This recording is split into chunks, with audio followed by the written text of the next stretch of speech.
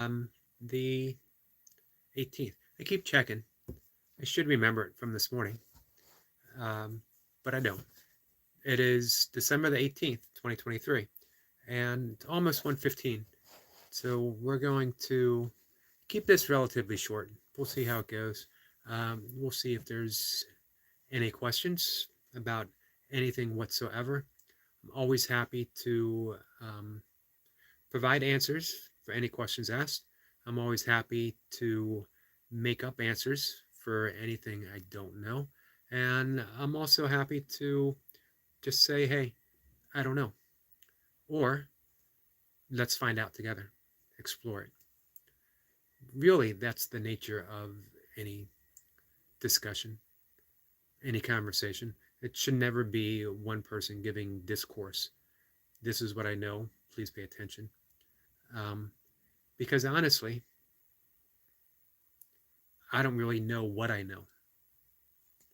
It comes out as we talk. And that's the great thing about the art of conversation. The great thing about someone coming along and asking you something is now you get to find out what you know, even if it's just a temporary um, display. Not so much of knowledge. Sometimes I think English is a beautiful language, um, but sometimes I think it is lacking in some important descriptions that we get from things like um, particularly Sanskrit. The word for Sanskrit is vidya, and it's translated to knowledge, but it's not really knowledge. It's something deeper, and there's aspects to it. So you have two forms of knowledge. You have the knowledge that you can confirm from a book, from a text, specifically a holy text, the Upanishads, the Bhagavad Gita, something along those lines.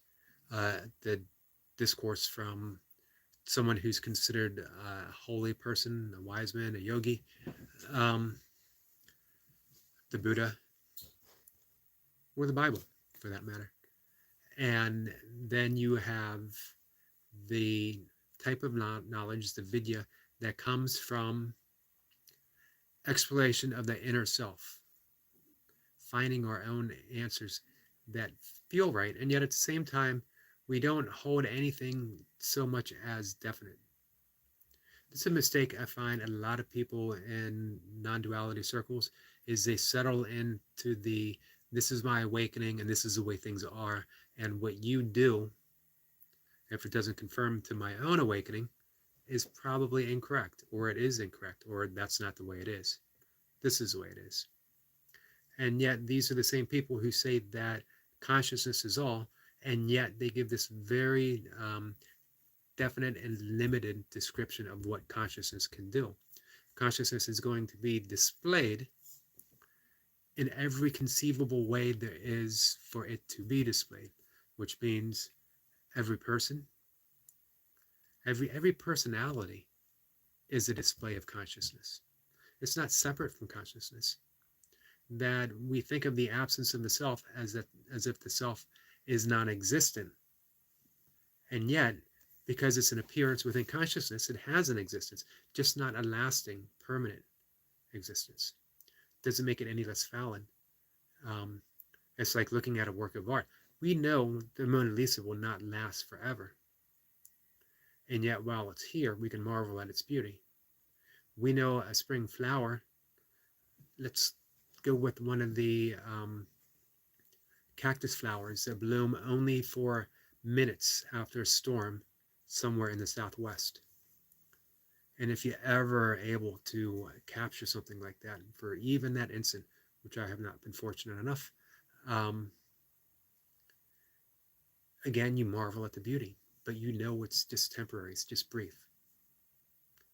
And yet the conditions, the cells, the molecules, the atoms, the particles that give cause for such a cactus and such a flower to exist will remain indefinitely. So with that, we don't need to put any of those perimeters on people, on someone. We go back to Kierkegaard's statement that once you label me, you negate me. And the same people who are not that I'm showing any disrespect for my non-duality friends, um, but you're putting those labels on someone. You're saying this is the way consciousness will be displayed, or this is the way consciousness is as a bedrock, and there'll be no there'll be no difference. So, but I could be wrong. Our friend Destiny Forever Walks is here. Happy Monday, Eric. How are you? I am here listening. I'm doing well. Somehow I got started talking about consciousness and the temporariness of everything, the briefness of everything, including personality, including selfness, isness, um, and yet temporariness doesn't necessarily mean um, fictitious.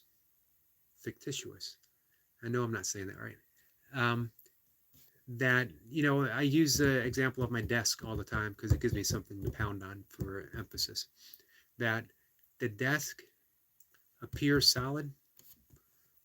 I bump my toe on it on a weekly, bi-weekly, tri-weekly basis, and it has that solid reality. The pain is a reality while it lasts, and yet it is a collection of dancing molecules that have come together from atoms, from particles, from nothingness itself. The space between each atom and each particle in this desk is as vast as the universe itself, meaning that its basis is indeed emptiness. And yet, we can't deny its solidness. Every time I bump my toe, I can't say that darn emptiness appearing as a desk hurt my toe, which is also an illusion. So where's this pain coming from? There's no need to. Knowing the reality of something, that's vidya. That's that type of knowledge that we get to. That just doesn't need proof. We just know.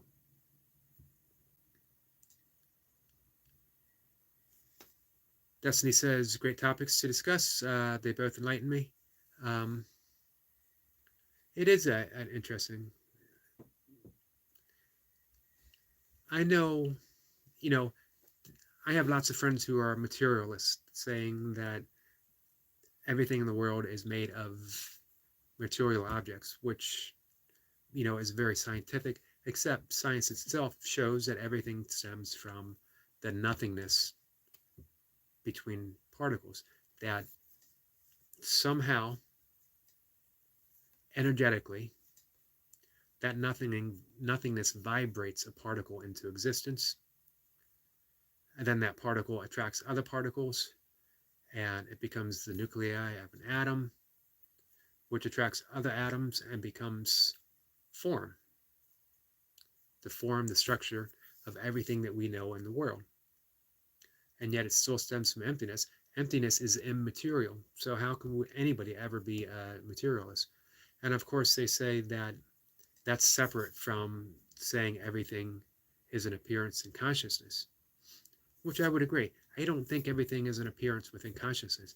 I think, and I could be wrong, everything is consciousness itself, more of a uh, panpsychic expression, that everything is consciousness. And at the same time, we can say consciousness is God, consciousness is love, consciousness is whatever label we feel like giving it. It just is.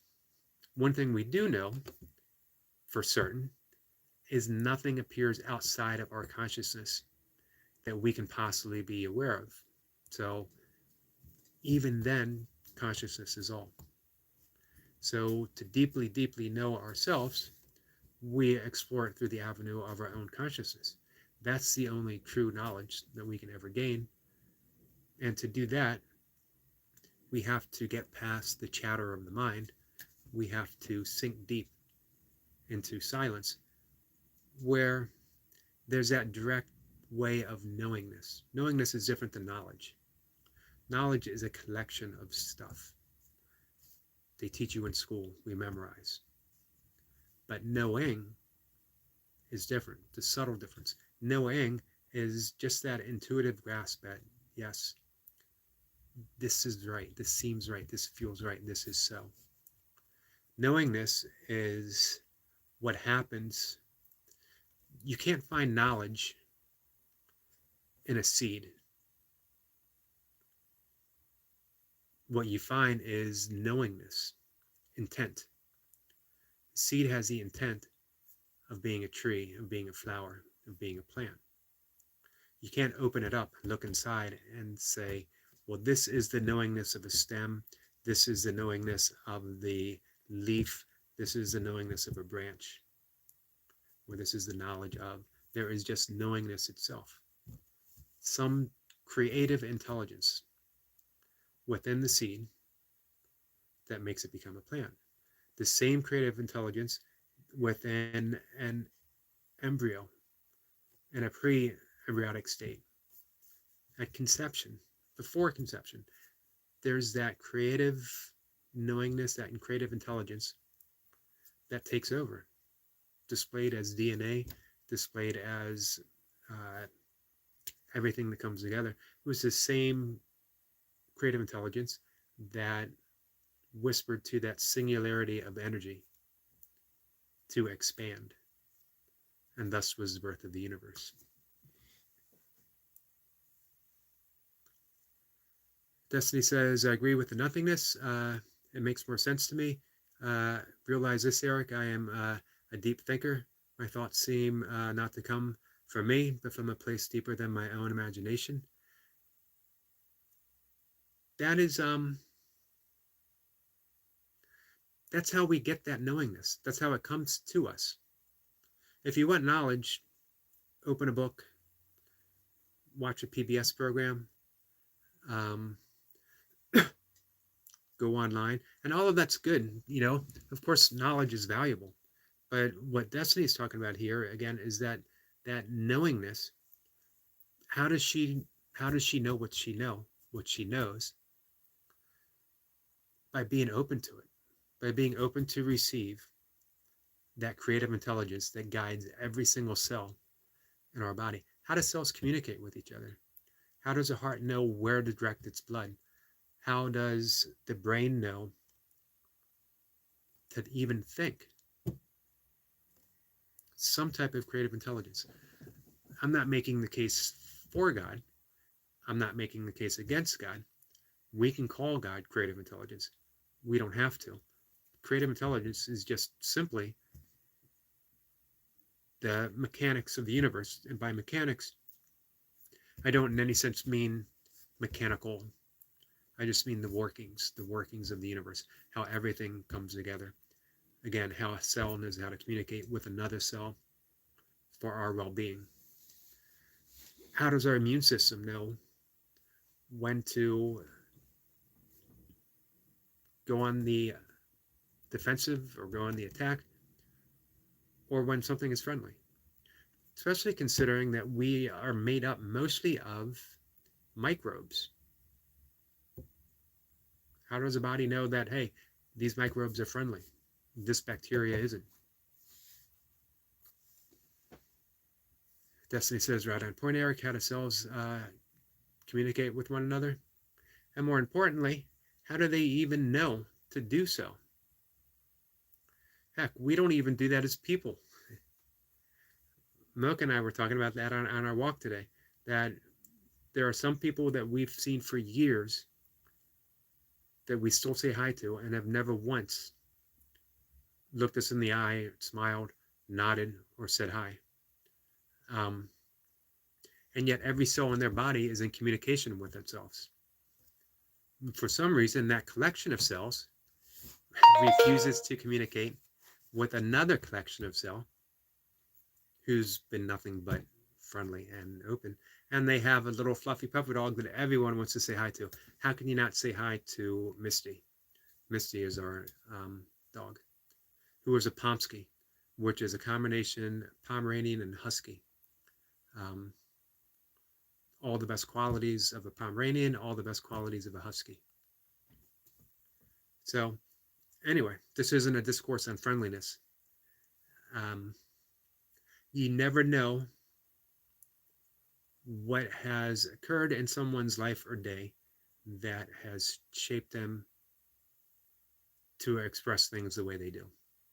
So instead of judging, here's the thing, it's my nature to look at someone 99% of the time and smile and say hi.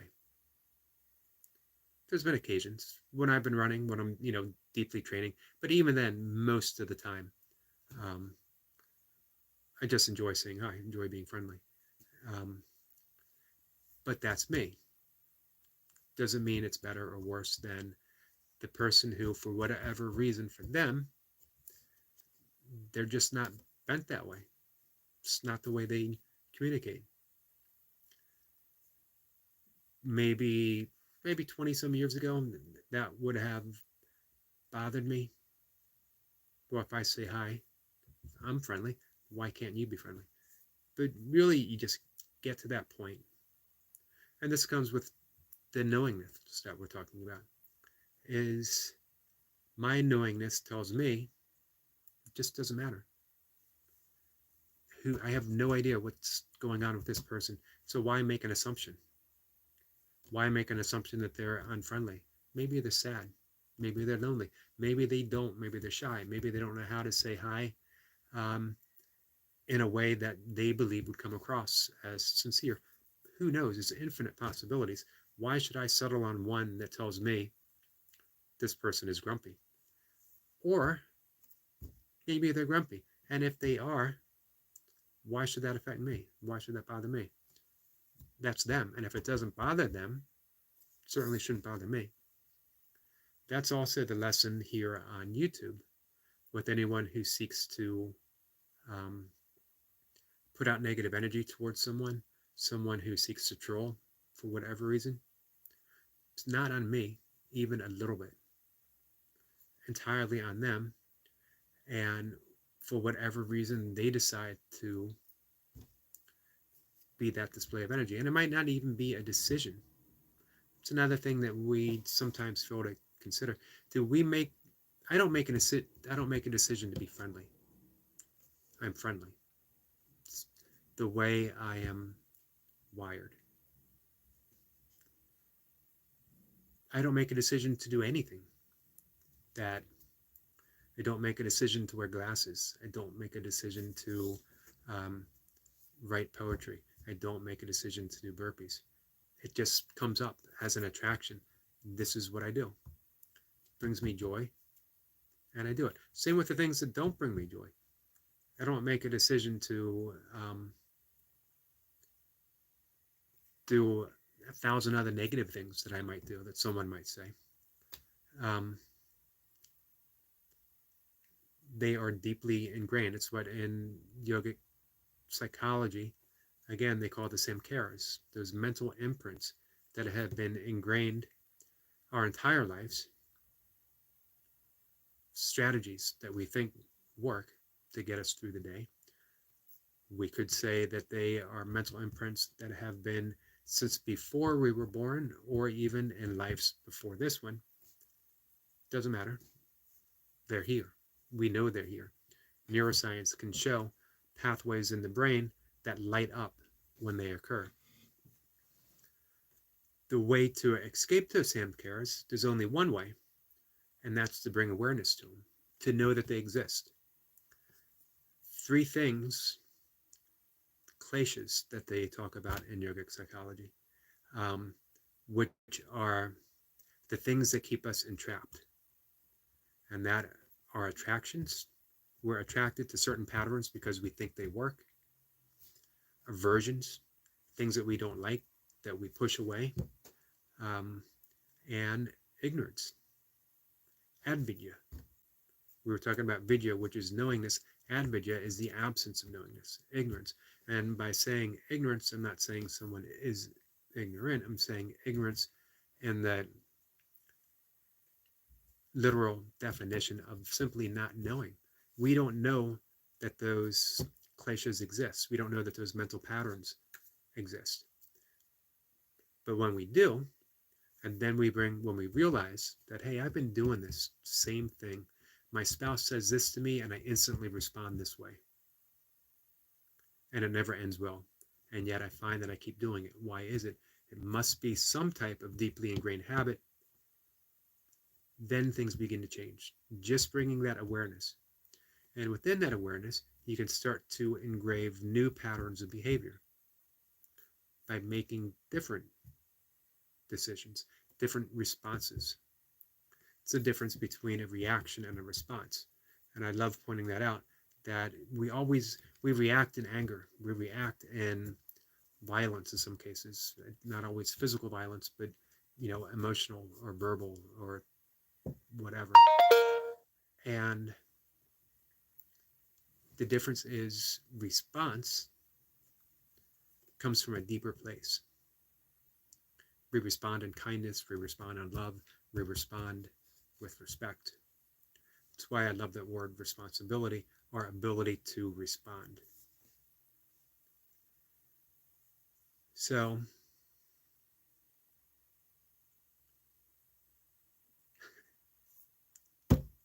I don't know. Seems to be the way it works.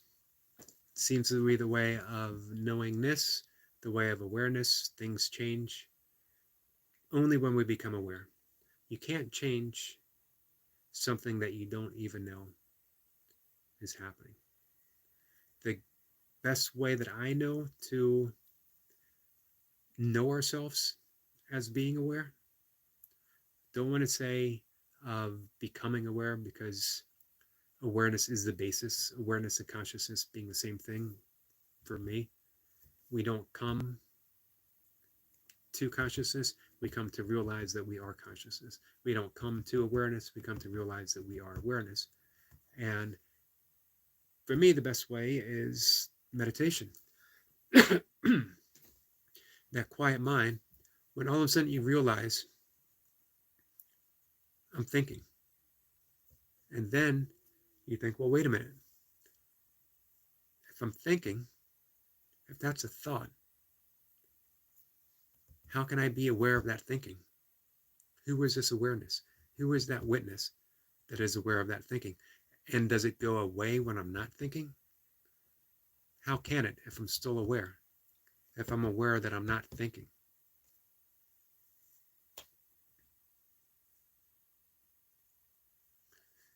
Destiny says, it's who you are. And that is why you don't need to make a decision to do what is already programmed you to do. We're all predestined. Our lives before birth. We are born to live it out. It's an interesting perspective. And I know many deep thinkers who would agree. I know many deep thinkers who would maybe quibble with it a little bit. For me, I tend to agree with you, Destiny, that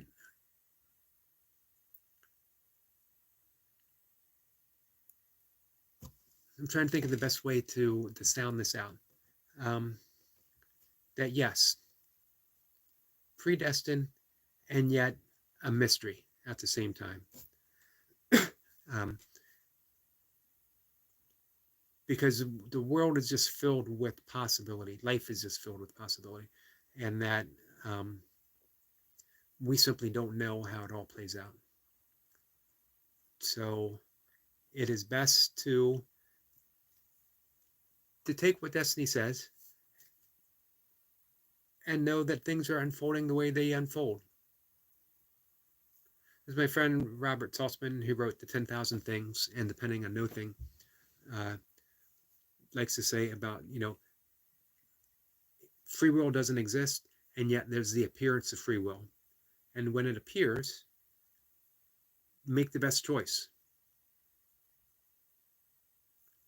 It's the same as in the Tao Te Ching, the same in the Bhagavad Gita, where they talk about the non-doer. And yet, the appearance of a doer comes, And the appearance of a doer makes the best choice that's available. It doesn't give that doer a set identity, a permanence, but it is an appearance. And when it appears, it is better to make a good choice for our benefit than a bad choice. So when it comes up, act upon it. It doesn't mean there's an actor, just action. So, all right, guys, we are coming up on almost half an hour, 25, 26 minutes. I have some studying to do. I have some courses I'm working on, working through another 200-hour yoga teaching certification, as well as another pranayama certification. Not to add to my knowledge base, that never hurts. One, because I just love this stuff. I love diving in. And there's new avenues offered through these courses to be explored. New different ways of doing similar pranayama methods that might be helpful for others. It's just the same like with my meditation certification. It is through the same as what I practice, the primordial sound meditation, and yet at the same time, I also like to teach different means of meditation, because not everyone has that same leaning. As Destiny said, that predestination. Some people are just not, for whatever reason, drawn to meditate in a specific way. Maybe they need something more dynamic.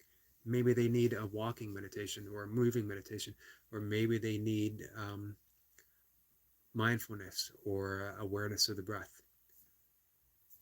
Who knows? So the role of, I don't actually know if I consider, even though I'm a certified meditation teacher, certified breath coach, I don't know if I actually think of myself as a teacher. I don't know what I think of myself in that regard. I like pointing things out. I like saying this is a possibility to explore. This is something to consider. I don't know if there's a term for that. If I say a pointer, then it just doesn't seem to have the same conviction to it. So anyway, the point is 2 points: that never stop looking for a way to serve others, or never, if an opportunity comes to and explore a different way of serving others, take it if you can, if you're able. And for me, that's the key. We talked about Dharma the other day. Dharma is simply being of service and finding the way that brings you the most joy of being in service to others. And if you can do that, as for me, trying to do it through art, trying to do it through my own creativity is key to my happiness, key to my peace of mind. That if I make a living in a way that uses my creativity, uses my creative talent, my creative intelligence, and it is helpful to others, then I'm living my life as a true artist. And that's all I've ever wanted to do my entire life. And we'll see. So that's why I keep doing other, like, yoga courses, yoga psychology courses, yoga philosophy courses, pranayama courses, things like that. It opens up different avenues. For one, I come here and I have these talks, and I try to be creative in my talks. I try to be creative in my writing. And then two, and most importantly of all, that I get to be of service to people, someone who is looking for a way of being more creative and more joyful in their own life. You get to be helpful. And three, again, the joy of knowing yourself as that creative intelligence that Destiny and I have been talking about for most of this conversation. So, all right, guys, with that, let's say goodbye. Destiny says, great advice. Thank you.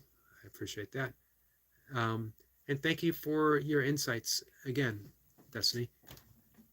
They always um, they always serve to open me up to um, expand my own consideration, and it's the great thing about any true conversation with a friend. That's the way it should go. You should walk away from that conversation um, completely completely open to new thoughts, new ideas, new experiences, new everything. Destiny says, thanks for sharing your knowledge and wisdom. Thank you, and thank you as well. So I will see everyone tomorrow morning for burpees. I need to remember to keep talking in the morning and even an afternoon live session about the different way that I'm doing burpees right now. All nasal breathing for the vast majority of my sessions, which means less reps, a little less intensity, but bringing in a mindful quality, deep quality of awareness to the move itself. So we'll talk more about that. Destiny says, enjoy the rest of the day, and you too, my friend. I will see you later. Take care.